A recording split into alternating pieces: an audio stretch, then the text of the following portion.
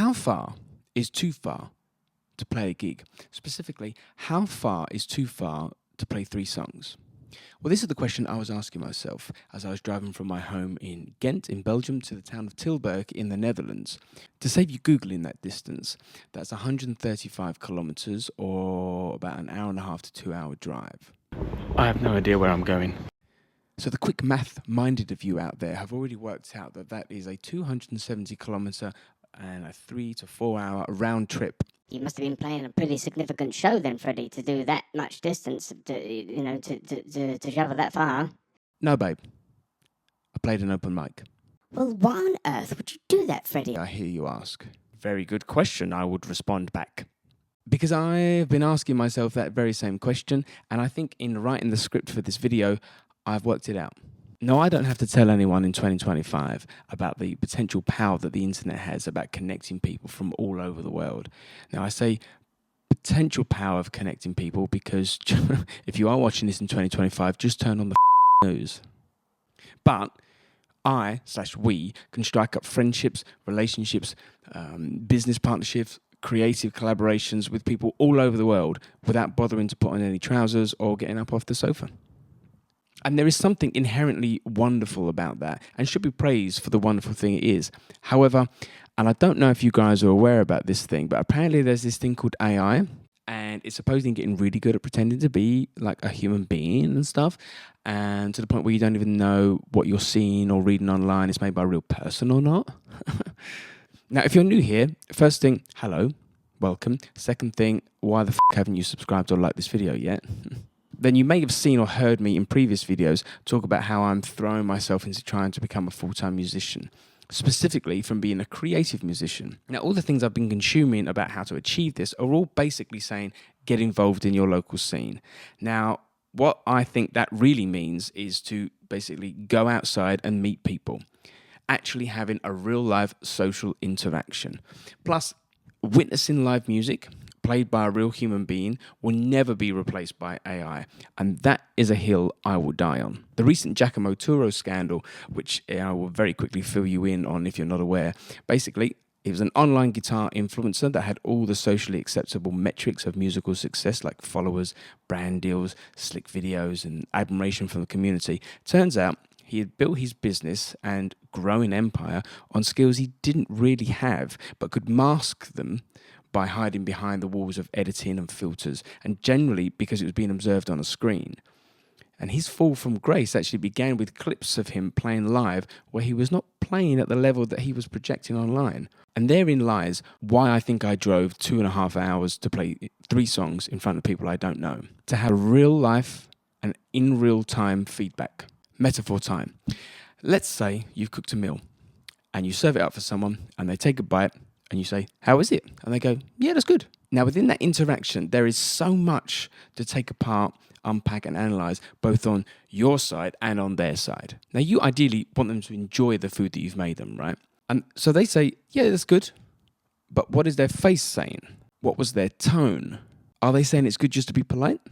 Or do they actually generally really, really like the food you've made them? Learning to notice the nuances of people's response to your stuff, to know if it's doing what you wanted it to or what you intended it to do, I think is a really big skill to have, which can be very, very hard to determine just from online stuff. Now, just because someone claps at the end of your song may just mean they're being polite. I've come across people on my musical journey, and if you're on a musical journey, I'm pretty damn sure you've come across these people too, that interpret, a polite, soft clap at the end of a song as a standing ovation. They think, yeah, I'm so great. But no, people are just being polite. They didn't really like it, what you did, but they just, clapped to be polite.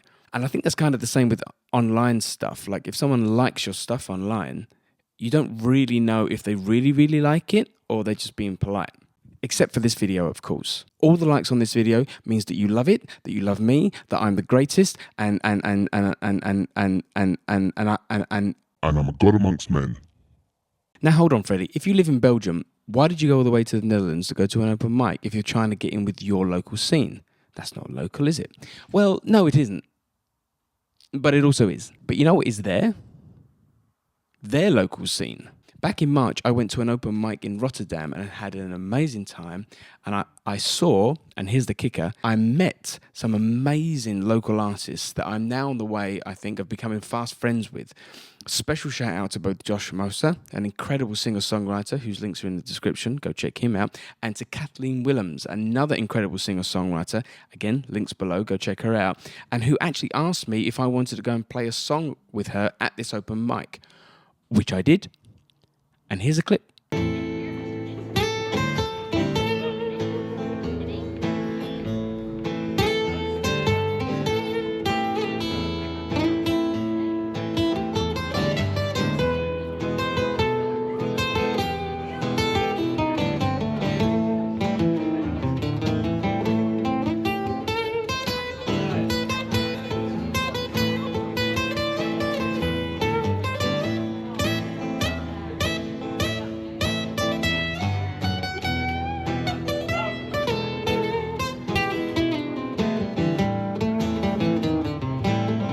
Now, you see, that's what I'm talking about. Real connections with real human beings. Now, I'm fully aware of how unique of a situation this is. This doesn't happen at every open mic. But if I hadn't gone to the open mic in Rotterdam, I would have most probably never met Josh and Kathleen. I most probably would have never discovered their music. And I most probably would have never played a song with her if I hadn't met her in real life. Sure, we could have started following each other online and liked some posts and dropped a comment or two, but I highly doubt it would have been anywhere near as meaningful. Now, another important point. For every one of these situations or these open mics, these gigs, there is probably 10 that don't yield anything close to this, other than getting better at your craft and singing and playing and being in front of an audience and reading an audience. So actually quite a lot of stuff, really.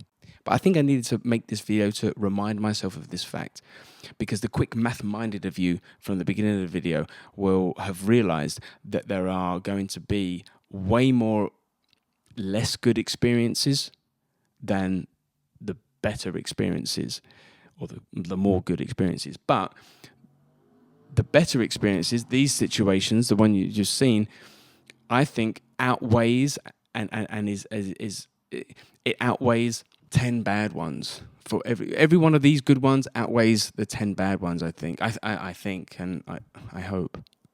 If you've got to the point in this video and you haven't liked and you haven't subscribed, I totally understand. This video was very engaging. I am very charismatic. My voice is very dreamy and my face is beautifully distracting. So I completely understand why you haven't subscribed or liked at this point. But I'm now going to remind you that it is okay to like, follow and subscribe. In fact, I actively encourage it, and there is links to my music in the description below for you to check out. And remember that I love you. Thank you. Okay, bye-bye.